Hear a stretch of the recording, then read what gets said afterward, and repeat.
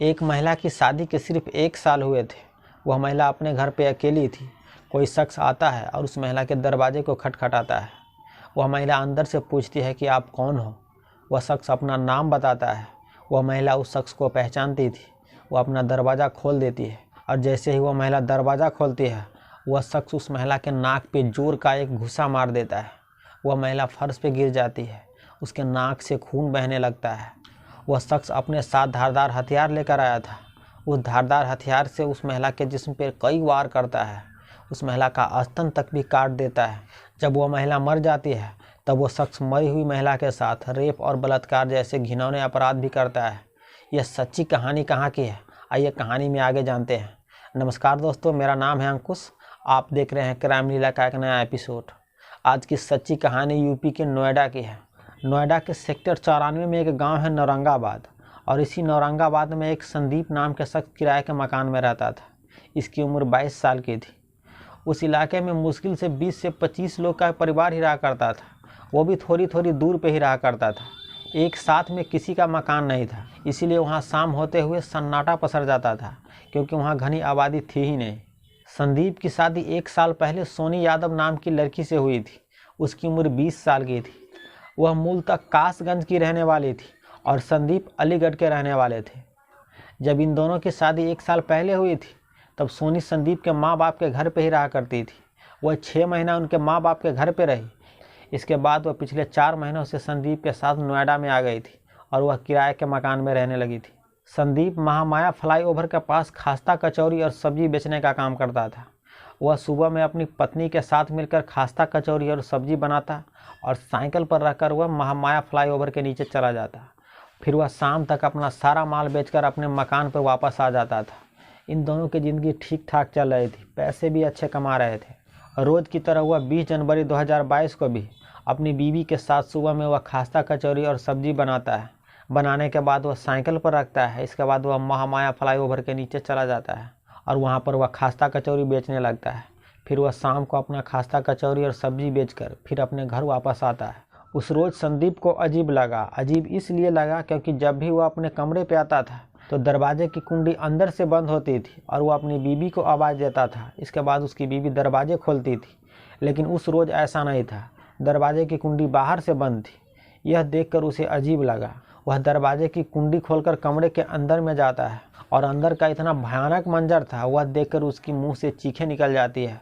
वह दहाड़े मारकर रोने लगता है। वह चीख चीख कर रोने लगता है। वह देखता है कि जो उसकी बीवी सोनी है और लहूलुहान फर्श पे पड़ी हुई है।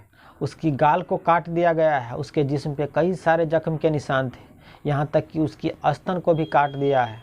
सोनी के जो सिर का पीछे वाला हिस्सा था वह भी बुरी तरह से फटा हुआ था। देखने से ऐसा लग रहा था कि उसके सिर को ज़मीन पे कई बार पटका गया था, इसीलिए उसका सिर फट चुका था और उससे लगातार खून बह रहा था। कुछ खून के धब्बे जम भी चुके थे। कपड़े अस्त व्यस्त थे। देखने से ऐसा लग रहा था कि उसके साथ या तो रेप किया गया है या रेप करने की कोशिश भी किया गया होगा। जब संदीप अपनी बीवी के लाश के पास बैठकर लगातार रोए जा रहा था, चीखे जा रहा था, चिल्लाया जा रहा था, यह सब सुनकर कॉलोनी के लोग थोड़ी देर के अंदर में संदीप के कमरे पे आ जाता है।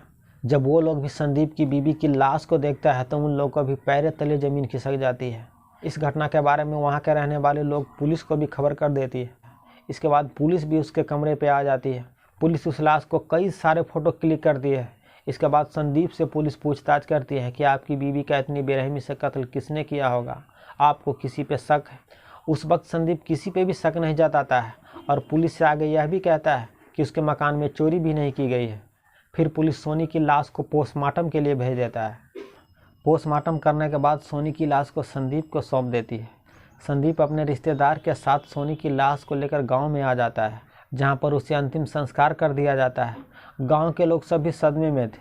वो लोग यह जानना चाहते थे कि 1 साल पहले उसकी शादी हुई थी और कौन इसे इतनी बेरहमी से कत्ल किया था, कातिल कौन है। इसके बारे में गांव के लोग और संदीप के परिवार के लोग सभी यह जानना चाहता था। और इधर पुलिस भी इस कातिल के बारे में यह पता कर रही थी कि कौन इस महिला का कत्ल किया होगा। इस घटना को हुए 3-4 रोज बीत जाता है, लेकिन कातिल के बारे में कुछ भी पता नहीं चल रहा था। और उधर इस महिला के पोस्टमार्टम रिपोर्ट भी आ जाती है। उस रिपोर्ट में यह लिखा था कि महिला के जिस्म पर धारदार हथियार से वार किया गया था और सिर के पीछे जो गहरी चोट लगी थी वह जमीन पर पटक पटक कर मारने से हुई थी, जिसके चलते काफ़ी सारा खून बह गया था। यहाँ तक कि उस महिला के स्तन को भी बुरी तरह से चीर डाला था, गाल को भी चीर डाला था। और सबसे हैरानी और दुखद बात यह भी थी कि उस महिला के मौत हो जाने के बाद उसके साथ रेप किया गया था। यह दरिंदा कौन था जिसने इस महिला को पहले बेरहमी से कत्ल किया गया था और जब महिला मर गई तब उसके साथ बलात्कार किया था। अपनी बीवी का अंतिम संस्कार करने के बाद संदीप फिर जब औरंगाबाद वापस आता है तब पुलिस संदीप से एक बार और पूछताछ करने का फैसला करती है और संदीप से कहता है कि पोस्टमार्टम रिपोर्ट में यह बात पता चला है कि तुम्हारी बीवी का कत्ल करने के बाद उसके साथ ज्यादती की है, उसका रेप किया गया है। क्या तुम्हें किसी पर शक है कि तुम्हारे बीवी के साथ इस तरह से कौन कर सकता है? तब संदीप कुछ देर सोचने के बाद यह कहता है कि मुझे एक लड़का पे शक हो रहा है। सोनी जिस गांव की रहने वाली थी उसी गांव का एक लड़का अजय है, मुझे उस पर शक हो रहा है। पुलिस कहती है कि तुम्हें अजय पे क्यों शक हो रहा है? तब संदीप कहता है कि एक रोज़ जब मेरी बीवी स्नान कर रही थी तब मैंने अपनी बीवी का मोबाइल ऐसे ही देख रहा था। तब उसमें देखा कि उसके गांव के रहने वाले अजय के साथ काफ़ी नज़दीक वाला फ़ोटो है। इसके बारे में संदीप ने अपनी बीवी को तो नहीं बताया था, लेकिन संदीप को कहीं ना कहीं शक हो रहा था कि उसकी बीवी का अफेयर उसी के गाँव के रहने वाले एक लड़के के साथ है। संदीप के कहने पर अजय के फ़ोन की CDR पुलिस निकलवाती है और जब CDR निकलवाती है तब पता चलता है कि अजय और सोनी की अक्सर बातचीत हुआ करती थी और वो भी काफ़ी लंबी लंबी बातें हुआ करती थी। तब पुलिस सोनी जो अलीगढ़ की रहने वाली थी वहाँ पर जाती है और वहाँ से अजय को हिरासत में लेकर नोएडा ले आती है और उससे पूछताछ करती है। पुलिस इस अजय के फ़ोन चेक करती है जिसमें अजय और सोनी के कुछ आपत्तिजनक फ़ोटो भी थे। इससे यह साबित हो रहा था कि अजय और सोनी के बीच रिश्ता है। इस रिश्ता के बारे में जब अजय से पूछता है तब वह कबूल करता है कि सोनी के साथ उसका रिश्ता शादी से पहले और बाद में भी था। जब सोनी उसके गांव आती थी तब वह लोगों से चुप छुपाकर उससे मिलती जुलती थी, यहाँ तक कि उसके साथ वह शारीरिक संबंध भी बनाता था। लेकिन सोनी का कत्ल में उसका हाथ है, इससे वह साफ साफ इनकार कर रहा था। पुलिस को भी कहीं न कहीं यह लगने लगा कि सोनी के कत्ल से अजय का कुछ भी लेना देना नहीं है, क्योंकि एक भी सबूत ऐसा नहीं था कि जिससे यह साबित हो कि अजय ने सोनी का कत्ल कराया है। मजबूरन में पुलिस को अजय को छोड़ना पड़ता है, लेकिन पुलिस का माथा ठनकता है। पुलिस को अब संदीप पे ही शक होने लगता है। उनको लगने लगता है कि संदीप को यह पता था कि उसकी बीवी का अफेयर उसी के गांव के रहने वाले एक लड़का के साथ है। इसके बावजूद भी वो अपनी बीवी को इसके बारे में कुछ नहीं बताया। कहीं ऐसा न हो कि संदीप ने ही अपनी बीवी का कत्ल कराया हो। तब पुलिस संदीप के फ़ोन के CDR निकलवाता है, उससे बारीकी से जाँचता है, लेकिन संदीप के फ़ोन के CDR से एक भी संदिग्ध नंबर के बारे में पता नहीं चलता है। अब पुलिस यह सोचने लगी कि संदीप ने भी अपनी बीवी का कत्ल नहीं कराया है और जो सोनी का बॉयफ्रेंड अजय था वह भी उसका कत्ल नहीं किया है। तब इसका कत्ल किसने किया? जब पुलिस को कहीं से भी सोनी के कातिल के बारे में कुछ भी पता नहीं चल रहा था तब पुलिस इस नौरंगा गांव में एक बार और जाने का फैसला करती है। जिस कमरे में सोनी का कत्ल हुआ था उससे थोड़ी ही दूर पर एक बंद मकान पर पुलिस की नज़र पड़ती है। पुलिस ने यह सोचा कि 5-6 रोज़ पहले जब इस नौरंगा गाँव में आया था उस वक्त भी इस मकान में ताला लगा हुआ था और आज भी ताला लगा हुआ है। वहाँ के रहने वाले लोगों से पता करता है कि इस मकान में कौन रहता है। तब पता चलता है कि इस मकान में रामवीर साहू रहता है और वह 1 नंबर का पियक्कर है, दारूबाज है और वह अभी तक कुंवारा है। पुलिस इस रामवीर के बारे में वहाँ के रहने वाले लोगों से पता करती है कि आप लोगों ने इसे कब आखिरी बार देखा था। तब पता चला कि सोनी का जिस रोज़ कत्ल हुआ था उसे दिन में तो देखा गया था, लेकिन शाम के बाद अभी तक उसे कोई नहीं देखा है। रामवीर ऑटो चलाने का काम करता था। पुलिस जब संदीप से इस रामवीर के बारे में पूछती है कि क्या तुम उसे जानते हो, तब संदीप इस रामवीर के बारे में कहता है कि कॉलोनी में रहने से मैं उसे थोड़ा बहुत तो जानता हूँ। संदीप ने आगे यह भी बताया कि जहाँ वह खास्ता कचौरी बेचता था रामवीर अक्सर उससे खास्ता कचौरी खाता था और वहाँ वह सवारी का इंतज़ार करने के लिए रुकता भी था। इससे ज़्यादा उसके बारे में कुछ भी नहीं जानता हूँ। इस तरह की बात संदीप ने पुलिस से कही। पुलिस वहाँ के रहने वाले लोगों से रामवीर का नंबर लेता है और जब उसके मोबाइल पे कॉल करता है तो उसका मोबाइल फ़ोन स्विच ऑफ आ रहा था। उसके मोबाइल पे कई बार पुलिस कॉल करती है लेकिन हर बार उसका मोबाइल फ़ोन स्विच ऑफ आ रहा था। अब पुलिस को रामवीर पे शक होने लगती है क्योंकि उसका मोबाइल फ़ोन लगातार स्विच ऑफ आ रहा था और वहाँ के रहने वाले लोगों ने बताया कि जिस रोज़ सोनी का कत्ल हुआ था दिन में तो उसे देखा गया था, लेकिन इसके बाद उसको कोई नहीं देखा है। तब पुलिस रामवीर के फ़ोन के सर्विलांस में डाल देता है ताकि 1 सेकंड के लिए भी अगर उसका मोबाइल फ़ोन ऑन हो तब पता चल जाए कि वह कहाँ पर है और उसे गिरफ्तार कर ले। लेकिन 5-6 रोज़ बीत जाने के बावजूद भी लगातार रामवीर का मोबाइल फ़ोन स्विच ऑफ आ रहा था, जिससे पुलिस को भी यकीन हो जाता है कि सोनी के कत्ल से इस रामवीर का ज़रूर कुछ न कुछ लेना देना है। 7 फरवरी 2022 को रामवीर अपना मोबाइल फ़ोन ऑन करता है और वह फ़ोन कर कर संदीप से बात करता है। सर्विलांस पे तो पहले ही उसका मोबाइल फ़ोन लगाया हुआ था। फ़ौरन ही रामवीर को गिरफ्तार कर लेती है और उससे सख्ती से पूछताछ करती है।